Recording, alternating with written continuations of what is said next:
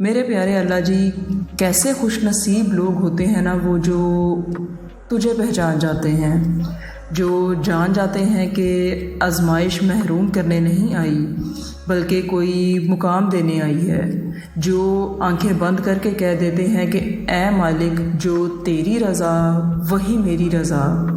رشک آتا ہے مجھے ان لوگوں پہ جو رب پہ اندھا یقین رکھتے ہیں، جو عقل سے آگے دل کو رکھتے ہیں، جو دلیل سے آگے عشق کو رکھتے ہیں۔ عقل کہتی ہے آگ جلا دے گی، عشق کہتا ہے کہ وہ رب ہے نا۔ عقل کہتی ہے سمندر میں نہ جا، عشق کہتا ہے وہ رب ہے نا۔ عقل کہتی ہے جو بچھڑ گیا وہ کبھی نہیں ملے گا، عشق کہتا ہے رب ہے نا۔ عقل مشکلات کھڑی کرتی ہے اور عشق مشکلات پار کروا دیتا ہے۔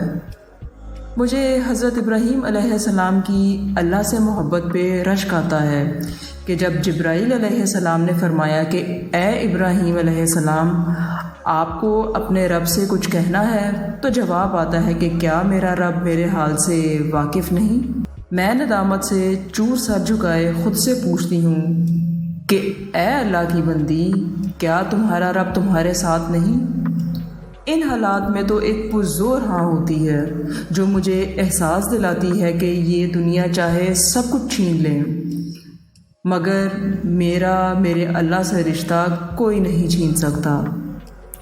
واصف علی واصف کہتے ہیں کہ غم میں محبوب گھر آ جائے تو غم آدھا ہو جاتا ہے، تو اللہ نے کہا ہے نا کہ غم نہ کرو بے شک وہ ساتھ ہے، تو پھر کیا انسان کا نا امید ہونا بنتا ہے کیا؟